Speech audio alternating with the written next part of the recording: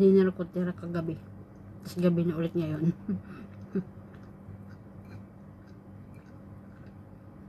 Hindi kasi nag-dinner dito sila. Ako lang tsaka yung anak. Na amo nandito.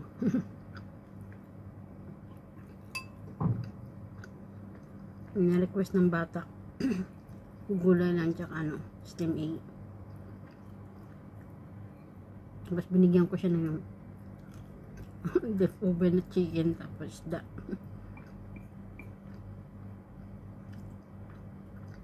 Yun na. At itong alaga ko hindi rin mahirap pakainin.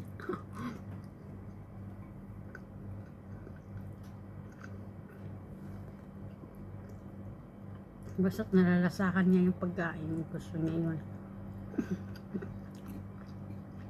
Parang paras kami ng panlasa, matapang. Pero sa mga amo ko, yung panlasa na ko, tsaka yung sa alaga ko, sobrang alat na sa kanila.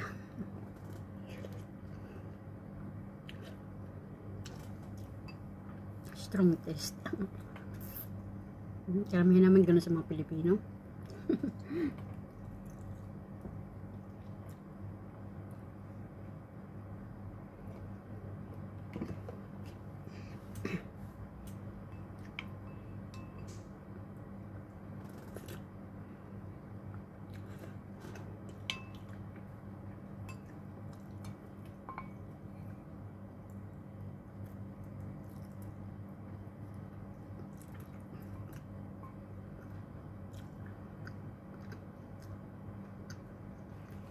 Sarap nito. From China siya. In-order na mo sa online.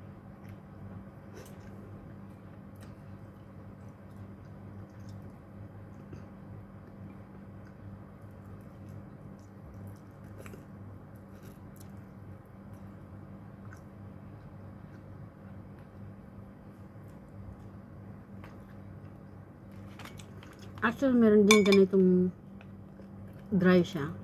Crispy talaga. Napakasarap ng kaso. Mas mahal siguro. Pero gustong gusto ko din ito. Ganito siya, may sauce siya. Sarap. Kinagandahan kasi individual pack siya. Tingnan nga niya, magbubukas ka lang.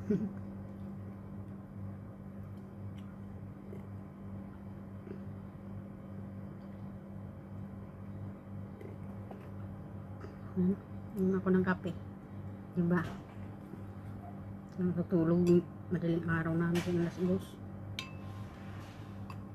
Kasi panainom ng kape.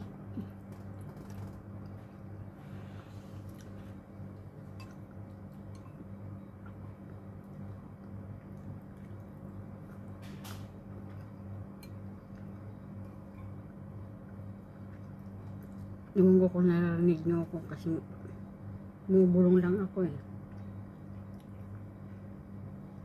Nagka-aral kasi yung alaga ko. May exam siya.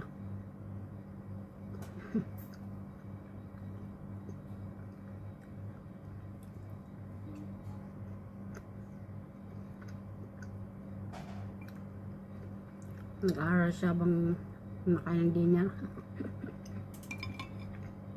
Pakabait ng ano yan, batang yan.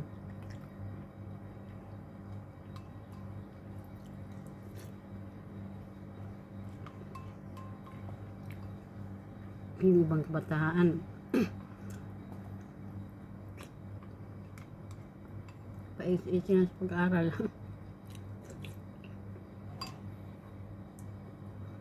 Lalo na kung nakakaangat sa buhay.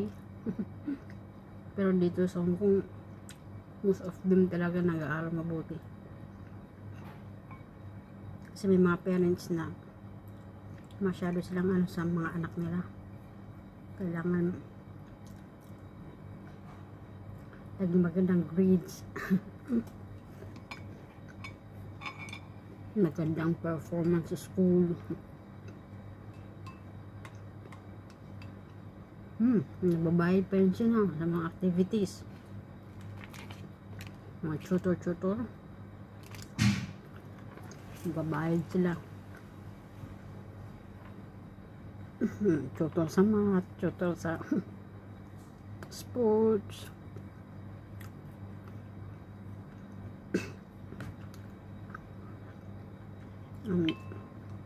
Alaga ko dati nagbabali siya. Kasi may piano.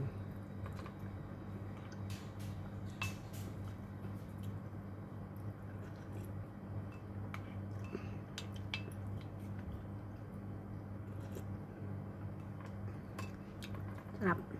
Tapos na ako kumain. Ubos, diba? Punong-puno to. Hindi hanggang dyan. Ubos ko. Ay, thank you Lord. Pagkain. Walang dasal-dasal na. Diretso banat kain.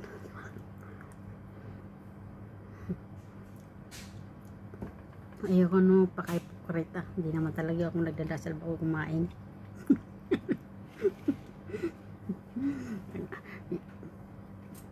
Kasi magdasal-dasal ako dahil sa kamera lang. Alam naman na yun ang Panginoon. Salamat Lord sa pagkain.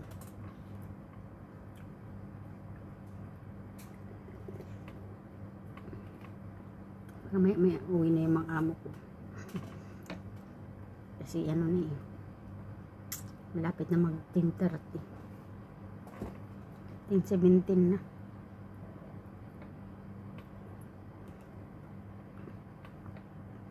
Ang dami ko ng puting buhok talaga.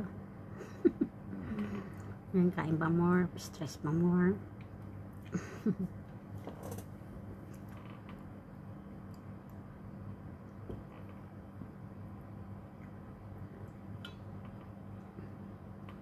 Sarap talaga lalo kung mahilig ka magkape. Na, pero hindi talaga. Ina-advise ko talaga mas mainam wag na lang. Kasi pag naging ano ka na sa kape, panay-panay ka na nainom ng kape. Hindi maganda. Nakakasira din ng ngipin eh. Inom ka ng kape, tapos inom ka ng malamig na tubig. Nakakasira ng ngipin. Tapos kung ano ang kinakain.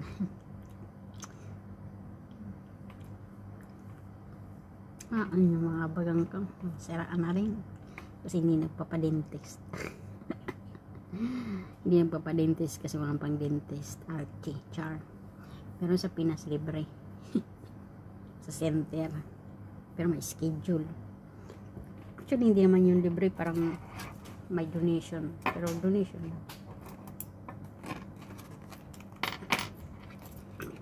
Thank you Lord. Dati kong amo sa province. Kasi namasukan din ako eh. Namasukan din akong tendera muna sa probinsya pagka-graduate ko ng high school. Yung amo ko, doktor yun sa ano, dentist. Yung amo ko lalaki. Yan, mabait siya. Dentist siya sa center. Yan, may free. Naglilinis siya. Minsan nagbunot. Yung ibang ayaw magbunot kahit holiday. Maganda yun. Ang dami ko ng puting buhok. Na-stress ako dito sa puting buhok kasi kitang-kita. Kukulayan ko yan. Kailangan ko na magkulay ng buhok. Dito lang sa harap. Pasensya na guys. Inano ko na yung time ko. Kasi kulang pa. Kulang pa yung oras ko sa pang-upload. Yes. Sa nanonood, sana samahan nyo ako hanggang sa matapos ng video ko. Thank you so much pala sa Team Sueno. Maraming salamat sa suporta. Parang may pangil ako. Dracula. May pangil nga ako.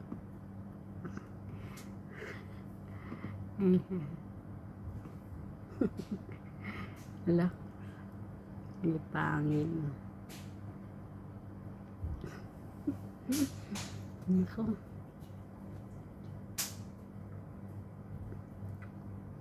Ay, Diyos me, kulang pa. Kulang pa ako ng 3 minutes. 3 minutes pa, guys. Sarap. Sarap kumain, hirap magpapayat. Pero isa nakakaawa din yung napapanood ko sa Facebook, HT. Kasi parang may ano sa Facebook merong parang group sa mga DH dito sa Hong Kong. Swertihan talaga pagkakaroon ng amo dito. Actually kahit saan naman, kahit sa Pilipinas din swertihan na din magkaroon ka ng amo na napakabait, tapos hindi madamot sa pagkain.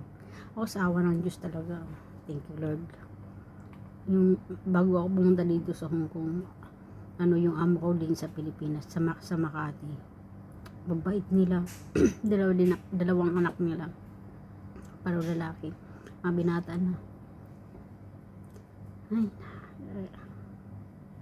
napakabait din nila, tapos hindi rin sila madamot sa pagkain. Hindi yung amo ko. Kunti na lang guys, tapusin ko lang yung oras ko.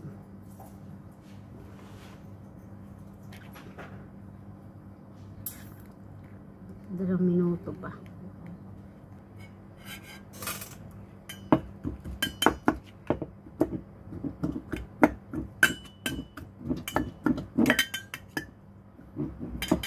Thank you guys for watching. See you next time. Bye.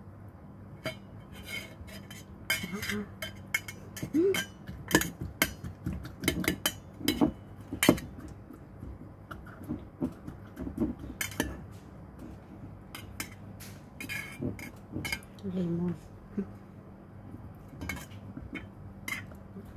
kalamansi, hindi pala kalamansi, lemon. Lemon.